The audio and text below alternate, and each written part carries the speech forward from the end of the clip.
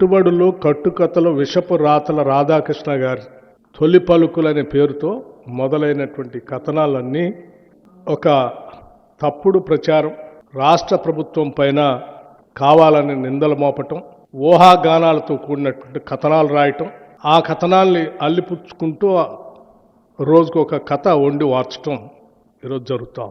నిజంగా నాకు ఈ రాష్ట్ర ఉప ముఖ్యమంత్రిగా ఈ ప్రజల యొక్క సంక్షేమాన్ని, పాలనని, ముఖ్యంగా సింగరేణి సంబంధించిన ఆస్తుల్ని కాపాడాల్సినటువంటి వ్యక్తిగా వీటన్నిటిని చూస్తూ ఉంటే ఏ రాబందులు, ఏ గద్దలు, ఏ దోపిడీదారుల ప్రయోజనాల కోసమో ఈ కథనాలన్నీ వస్తున్నట్టుగా కనిపిస్తూ ఉన్నాయి.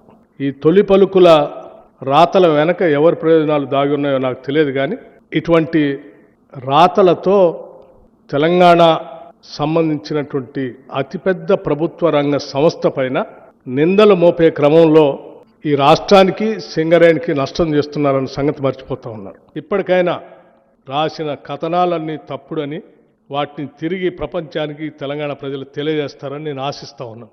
అలా జరగనప్పుడు నా పరువు ప్రతిష్టలకు భంగం కలిగేటట్టుగా 40 ఏళ్లుగా నేను పోగేసుకున్నటువంటి క్యారెక్టర్ అసాసినేషన్ చేశారు మీరు. ఇది తగదండి, మీకు ఇది తగదు. నా ప్రయాణం చాలా సుదీర్ఘమైనటువంటి ప్రయాణం ఇక్కడ రావటానికి. ఒక్క రోజులో వచ్చిన ప్రయాణం కాదు నాది. ఎన్నో కష్ట నష్టాలు కోర్చి, ఎన్నో వ్యయ ప్రయాసాలు కోర్చి, ఎన్నో ఒత్తిళ్లను తట్టుకొని నేను ఎడదాకా వచ్చాను. ఆ వచ్చింది ఒక లక్ష్యం కోసం, ఒక సంకల్పం కోసం. నేను ఇటువంటి చిల్లర పనుల కోసం రాలేదు, చిల్లర కార్యకలాపాల కోసం రాలేదు. నాకు వేరే ఉన్నతమైనటువంటి ఆలోచనలు, భావాలు ఉన్నాయి. వాటిని అమలు చేసుకుంటూ పోవాలి. కాబట్టి నేను మీకు స్పష్టంగా చెప్తా ఉన్నాను, నేను పోగేసుకున్న నా వ్యక్తిత్వాన్ని నువ్వు ఒక్క రోజుతో, ఒక్క కలంతో రాస్తా అంటే నేను చూస్తూ ఊరుకోవటానికి సిద్ధంగా లేదు. దయచేసి ఇప్పటికైనా మీరు, నేను వ్యక్తిగతంగా అడుగుతా ఉన్నాను, ఈ రాష్ట్ర ఉప ముఖ్యమంత్రిగా అడుగుతా ఉన్నాను, మిమ్మల్ని రాసిన దాన్ని పొరపాటని మీరు తిరిగి వాస్తవాలన్నీ ప్రచురిస్తారని ఆశిస్తా ఉన్నాను. Local to global news at your finger tips. మీ చేతిలో ఒక ఆయుధం. డౌన్లోడ్ రా టీవీ యాప్.